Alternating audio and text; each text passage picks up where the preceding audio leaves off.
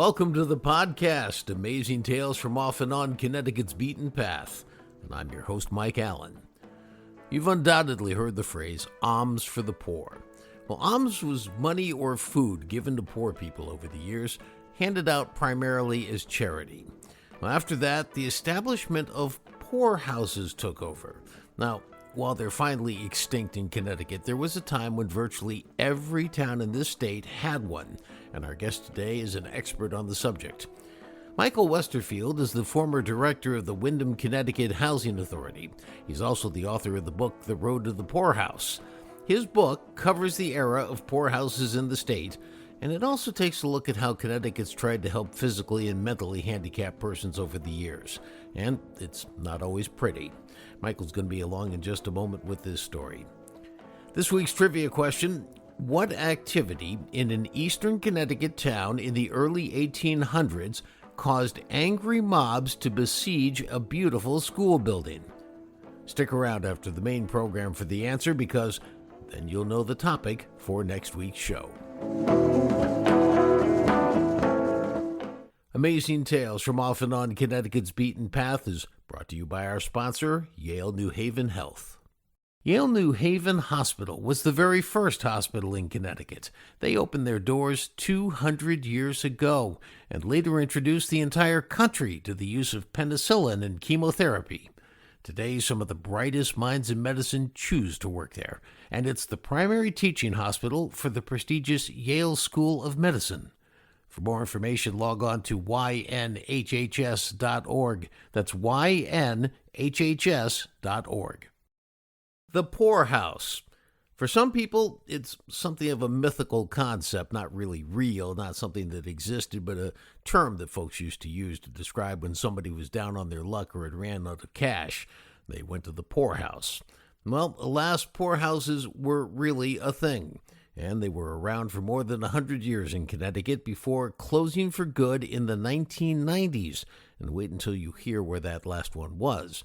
Now, as you'll hear, caring for the poor is something that thankfully society has done for centuries upon centuries, but the way we've gone about it has changed quite a bit. Now, in Connecticut, the system was inherited from England, as so many things were, and that's where our story will begin. And it morphed from services provided at the town level to the state level to the federal level with Uncle Sam, and now back to the state.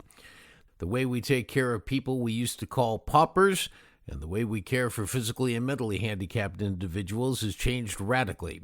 We're going to talk about all these topics today in the episode, but the primary focus will be on poorhouses. Our guest, an expert on the subject. He's literally written the book, The Road to the Poorhouse. Michael Westerfield used to be the director of the Windham, Connecticut Housing Authority, and what he learned about his own town's poorhouse during those years drove him to compile his excellent book.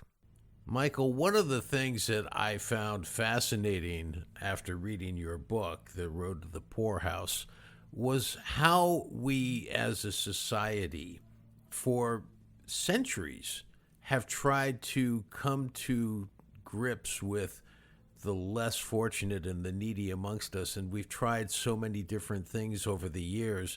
So we have a lot to talk about here, a lot to unpack, but if you don't mind, let's start off at the beginning with Henry VIII, and you have to go way back to then. And, of course, he had a very storied and well-known incident with the Roman Catholic Church where he parted from them and started the Anglican Church so that he could get divorced, so he could marry again. Can you tell us that part of the story? Right. Around 1530, King Henry VIII, in his battle with the Catholic Church, decided to dissolve the monasteries and other major religious institutions in England. And these institutions had been providing all of the services to the poor. Suddenly, no one was doing it. There were sturdy beggars wandering the land that had no one to take care of them. So Henry VIII had to start creating a system of poor laws that would take care of them. And he made something of a start of it, but it was left to his daughter to clean up the muddle that he'd made. By 1601, she had created an elaborate system of poor laws that would take care of all the poor in England. And the concept there was that each parish was responsible for its own poor. The parish got translated into town when it came to New England, and only be responsible for their own poor. So when the Connecticut colonies were set up, basically the entire system of poor laws were brought from England to Connecticut. And those poor laws stayed in existence pretty much from the 1600s up until the dissolution of welfare as we know it under President Clinton. So we have over 300 years of the same poor laws being in effect. It's pretty amazing. It is absolutely amazing. And there's another part to this that you put in your book that I think is fascinating, which is the conditions of employment that were occurring about the time that this all became an issue back in ancient England.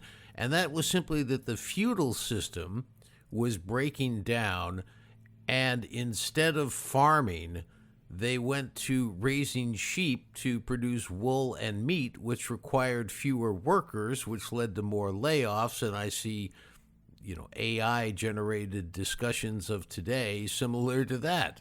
It's exactly the whole history of it as it went along, and society evolved from the agricultural societies to industrial. You did have periodic layoffs and periodic periods of employment. Wars were always great for employment, and after the wars, there was tremendous unemployment. Someone had to deal with these cycles.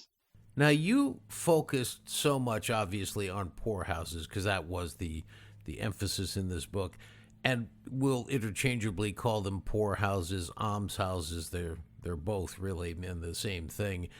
They provided services without charge for paupers, and I love the way that you defined paupers because I've heard that word so many times and never really stopped to think, what did that mean? And you said that they are completely without money or ability to earn a living. And then you say that there were overseers put in charge of determining who needed that support and then raising the taxes and managing the resources around it.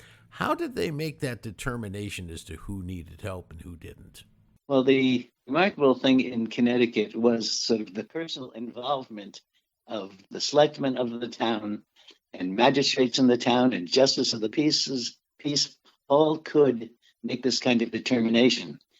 For each class of pauper, there was a different means of dealing with them. For orphans generally would be bonded as apprentices to learn a trade. Elderly people, they oftentimes would auction off services to elderly people. The widow Brown is without means. We will auction off her care to the person who will charge the town the least for providing that service. And the selectmen oftentimes would determine that a person who was incompetent and needed to have an overseer. This would be rather like appointing a conservator today. So-and-so seems to be incapable of managing his own affairs, and therefore we will give him an overseer of his affairs to get him straightened out. Basically, it oftentimes had to do with people who drank too much or otherwise were making a mess of their lives. But it was all very personal and handled on the local level. Now, there's a difference between an almshouse and another form of welfare that was occurring at that point called outdoor relief. Could you explain what the difference was between those? Basically, at the beginning in Connecticut, there weren't any distinct almshouses, so that people would be aided right where they lived. If so-and-so needed a bit of cash support, needed to be able to get food or medical services, that would be provided right where he lived. There were no almshouses, there were no hospitals, there were no social services of any kind other than this. And then as the number of poor increased, they had a dual system. Those people who needed a little help where they lived, sort of like welfare today, people helped in their own homes. But people who had no homes would then move to the almshouse, which was a facility where they were provided with food, shelter, clothing, medical care. One of the interesting things is that the poor from the earliest times were entitled to all of those services, that they were entitled to receive any food that they needed, any clothing they needed, any housing they needed, and any medical care. much better than services we have nowadays. It's unbelievable. And, they had also workhouse farms or work farms as a means for supporting these. Could you explain how that worked? They were town farms. They were places where people went, they lived there, and they worked the farmers, just like most people were farmers in those days. This was just a extension of the agricultural system. People would move to the town farm, the almshouse. The men who were capable of manual labor would work the farm. The women would do the cleaning and the cooking. And it was sort of like a large family. And the conditions there were not all that different than they were for average people, average farm people at the time. Then that varied somewhat as we got into the industrial system. The town farms still continued, but they took on something more of a workhouse mode, that people had to be employed. Anyone there had to do something. Even the elderly had to make baskets to be sold. But in some ways, the conditions in the town farms were better than the general population. In times of economic depression, the people in the town farms tended to eat better than the people in the general public. They raised their own cows, pigs, chickens. They had milk and cheese and butter and raised crops. And all of that were supplied to the poorhouse and also sold to the general public if there was a surplus.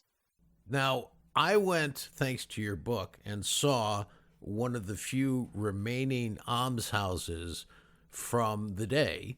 And it was in Middletown, and I went there, and I was amazed to think about the fact that we used to, at the peak, have 100 of these almshouses around Connecticut, and there's only a handful left. If you look around the towns in Connecticut, you'll find a number of towns have a town farm road still there. Virtually every big city had really an almshouse or a workhouse, and every smaller city had a town farm. And most of those town farm properties, since they were a fairly large property close to the center of town, are now things like middle schools or town maintenance departments or golf clubs. There's one golf course that has a marvelously preserved poorhouse on it, including some of the original rooms in the original condition upstairs. When you talk about how these were financed, one of the many fascinating parts of your book is that we spent so much money when you look at a percentage of government expenditure on people with these kinds of needy conditions. Can you talk about that for a bit? The first people they went to were the relatives of the poor person. The relatives, if there were any relatives who had means, they would have to take care of those persons. And if they didn't, then it would devolve upon the towns to do so. In the very early days of the poorhouses, there were not many items included on a town budget. Road maintenance was one of the continuing issues, bridge repair and bridge construction, and the third largest item of the budget was care for the poor. And sometimes it was half the budget. It was one of the few things that was really mandated as an expense. Then when school budgets came in, then that took up a gigantic proportion. But until fairly recently, care for the poor was a gigantic part of all town budgets in Connecticut. One of the other things that I find interesting is that in the early days, the poorhouses were built right in the center of town, and then the NIMBY, not in my backyard factor creeped in, and they started being pushed to the outskirts of town. Could you talk about that? Yeah, that was the general pattern. And one of the interesting things was about the Connecticut State Hospital in Middletown. The original building there was the second poorhouse in Middletown. The building moved from where you saw it, instead of in a residential area, they moved it as far away as possible from the center of town out to the area where the Connecticut Hospital for the Insane was eventually created. Sometimes it created significant problems. For example, in Norwich, they moved the town farm as far away from anything as you could get.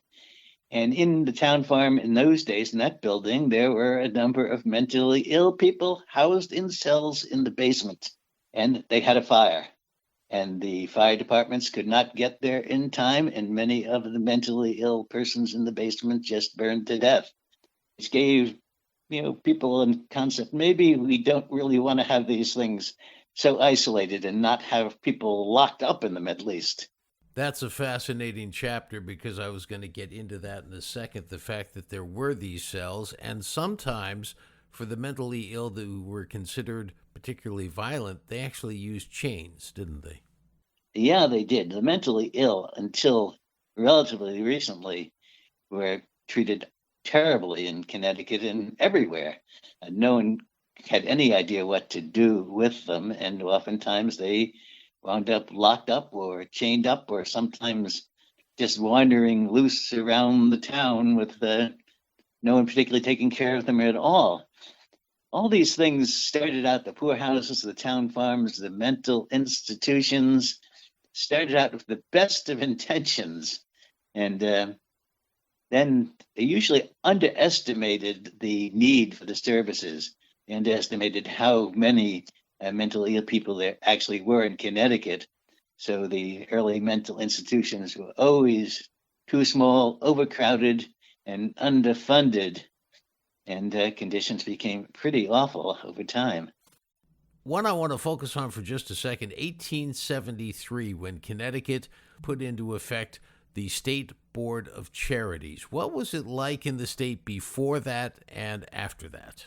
Before that, there was each individual town basically took care of their own poor, maintained their own charities. In the early days, people didn't move around very much. We didn't have highways, we didn't have railroads. It was possible to maintain a system, a town-based system. And if someone from Middletown came to Windham and needed the services of the town farm, we would provide those services and then bill the town the person came from to recollect the money. And so much of the early correspondence has to do with collecting these fees for providing services to other towns.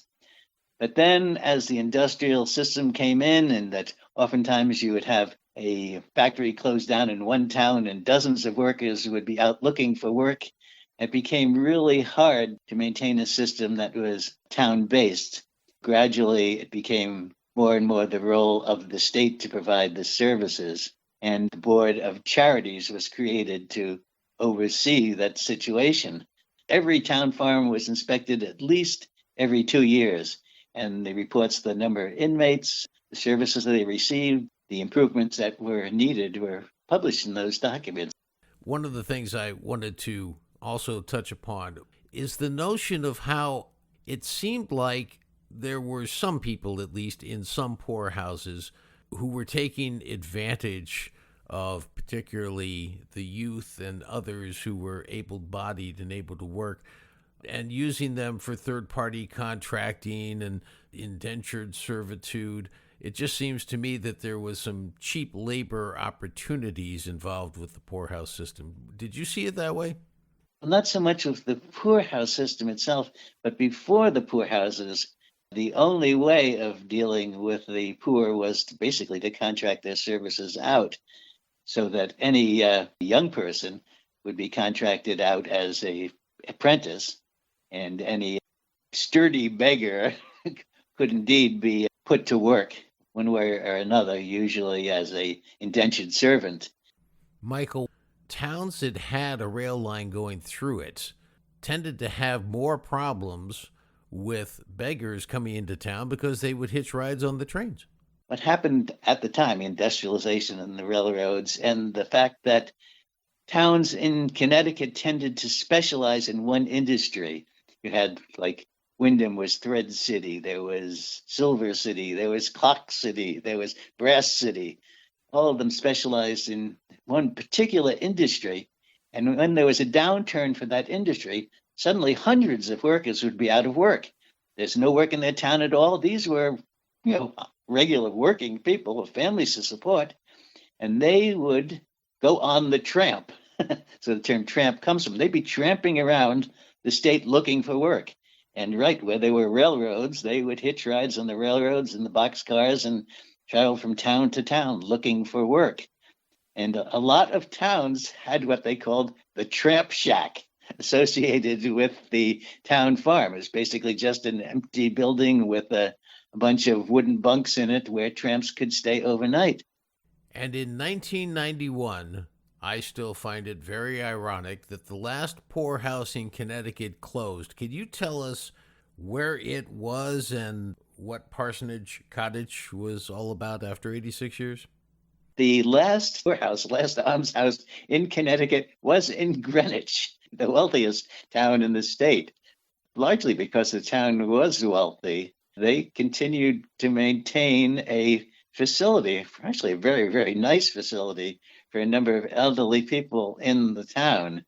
Eventually, the nursing home system, became so substantial that there was no longer a need for the town to provide that service. But it was ironic that the last town farm for paupers was in Greenwich. Just to quickly recap what happened at the federal level before it was changed in the 1990s, you have to go back to 1935 when President Franklin Delano Roosevelt ushered in a new way of dealing with welfare, and that was by federal funding. By 1936, 160,000 families received federal aid. But by 1969, 33 years later, that figure had ballooned to nearly 2 million families. And costs, frankly, got out of control with all those beneficiaries, and aid didn't always get distributed fairly to those who needed it the most. So 6 decades later, in 1992, President Bill Clinton pushed a reform bill through Congress, and he gave the welfare role back to the states. They were now responsible for distributing welfare to recipients, and they were closer to the persons who needed it, and so it would be more efficient, or so went the theory. Well, the states would receive block grant funds from the federal government, but would need to pony up some money on their own. Those changes also introduced, though, some other concepts. Number one, personal responsibility for assistance. The underlying theme there being that assistance should only be temporary for most recipients, and that recipients would now be required to work for their assistance, the so-called workfare program. Caps were placed on how long aid could be received. And another big problem in terms of helping people out of poverty was that those federal block grant funds, well, they were never indexed for inflation, meaning they didn't go up as fast as inflation went up. And by the time the financial crisis of 2008 hit, there was less real money to go around. Well, that crisis threw another 1 million families into poverty, and many remain there to this day.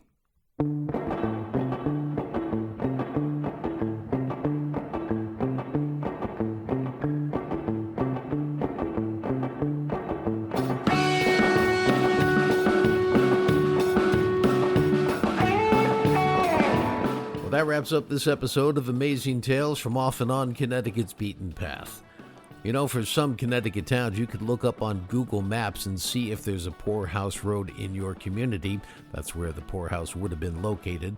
Now, many towns renamed those roads, so it's not always effective, and you can always check with the local historical society to find out. I want to thank our guest for today's program, Michael Westerfield, former director of the Wyndham Housing Authority, where, for the record, Wyndham's Poorhouse used to be located. He's also author of the book, The Road to the Poorhouse. The answer to this week's trivia question, well, the question was, what activity in an eastern Connecticut town in the early 1800s caused angry mobs to besiege a beautiful school building? Well, the answer is, it was a decision by Prudence Crandall in the 1830s to open the first school in Connecticut catering exclusively to black and brown-skinned females, which she did in the town of Canterbury. Next week on Amazing Tales CT, you're not going to believe what she and her students faced, and we'll hear the story from the curator and the site superintendent of the Prudence Crandall Museum. Amazing Tales from Off and On Connecticut's Beaten Path is a production of True North Associates, LLC. This is Mike Allen. Be safe, and please stay healthy.